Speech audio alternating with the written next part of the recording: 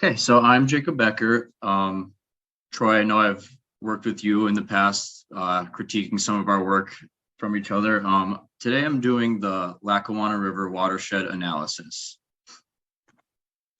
So a little intro, the Susquehanna River Basin is divided into 6 subbasins following its 3 major tributaries, the West Branch Susquehanna, the Juniata, and the Chemung Rivers. My focus in this project will be in the middle Susquehanna Basin, specifically the Lackawanna River watershed. This watershed contains the Lackawanna River where it gets its name. It's roughly 40 miles long, and it's within a 350 square mile span over 4 different Pennsylvania counties. This river eventually flows into the North Branch Susquehanna River, and my motivation for doing this was this is the area I grew up in, and I did an internship for the Lackawanna River Conservation post my undergrad, and we worked with this company called Becker, and Becker is an organization that has a focus in abandoned mine reclamation and how it affects the environment in the watershed. They also oversee a 42-inch borehole that drains water from the abandoned mines right into the Lackawanna River. So seeing these types of contaminations on a smaller scale makes me wonder how it affects the environments on a mass scale, and is it even able to be stopped and prevented for future generations? So this is the study area. As you can see on the left, there's the Lackawanna River starting at the headwaters up in Wayne County, and then the 4 surrounding counties. Scranton, PA, if you're a fan of The Office, that's where I'm from originally. It's kind of right in the middle of the watershed there, and it drains into that Susquehanna. Eventually, this goes into the Chesapeake Bay from the Susquehanna also. So for methods and data, I used a spatial analysis to display if and why mining in the watershed historically has negatively impacted the watershed. Statistical analysis allows you to display data represented on a map using charts or tables for visual representation. Specifically in this one, I'll be using the TRI data to display fugitive and stack air, representing air pollution contaminants within the area. And for water, I will be using pH, sulfates, and hard metal, specifically iron and magnesium. This data is gathered from Becker as well.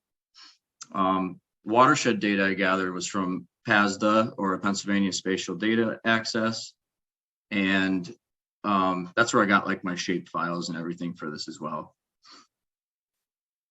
Okay, so for my results, they were not very surprising because I've kind of worked with this stuff in my internship in the past, but the southern end of the watershed shows extremely high acidity in the water. We'll see that in the table later. This is where that borehole I spoke of earlier flows into the Susquehanna River, and the air contamination was not too extreme aside from in the metropolitan area around that Scranton area. I kind of analyze it as typical contamination levels that are in a bigger city like that. Throughout the majority of the watershed, it showed very little basic level water. The middle being where I found the least amount of contamination, and then towards the headwaters, it was a little bit acidic, and then obviously at the southern ends showed the highest levels of acidity. So here's the map. I kind of had to split it into 2. So here's the legend first. With the yellow triangles, you can see air contaminants in pounds. And then the water pH, I did the dark purple and the red as the lower, the most acidic areas. And then you'll see that the 2 under that are like the mining areas and the watershed shape file. And then my inset there shows a little bit of a bigger scale of where in Pennsylvania this is. So here's the map that I created. Down towards the watershed shape area, that's where that borehole lets off into the Susquehanna. As you can see, a lot of purple down in that area and some red. So a lot of acidic water there. Kind of tamer in the middle, and then towards up the top at the headwaters up there has a little bit of acidity. So this is a picture of the Old Forge borehole, where the water is being released directly right into the river. daily, it's estimated 100 to 150 million gallons of this water being dumped into this river. Here's another view of, you could actually see the orange from the iron hydroxide staining the riverbed and its devastating effects to the local flora and fauna. So I pulled this from Google Earth. This is actually an aerial view. If you look up to where it says on the top right, where it says music, that's kind of the area where the borehole is. And you can see the stream of orange following all the way right into the Susquehanna. And when I did my internship, this was roughly 8 years ago, this was still like this, so it hasn't changed much. And it's kind of scary to see this. So here's some graphs.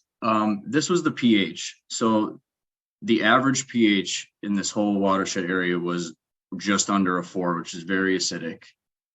Then you had some average, or some higher pH towards the end there. This was the fugitive air. As you can see, there wasn't a ton. Most of it was pretty low. Here we have the stack air in pounds, also pretty low. So for conclusion and closing statements, the biggest issue at hand for this, I found, was the quality of the water. With that Old Forge borehole having 100 cubic feet per second of iron-laden water flowing directly into the river, eventually ending up in the Chesapeake Bay, you could imagine the devastating effects it has on sea life and just basically everything it touches. And at the end of the day, it's a community who decides a political stance on its environment and plan for the future. So I think if more residents who are voting for these laws, or people trying to put a stop to conservation and preservation in general, were aware of these consequences, perhaps that could be a start where we are to try and turn this around, if that's possible. All life requires water, and if this contamination continues on a larger scale, then there are going to be detrimental consequences. So I think even small analysis such as these are kind of a first step of getting to know what is going on around you, even in your hometowns or whatever. And then people who might not have access to stuff and data like this, I think sharing stuff like this is a great way just to get people aware of what's going on and how it affects life every day. Here's just a little list of sources here, and I'll open it up to any questions. Thank you, Jacob.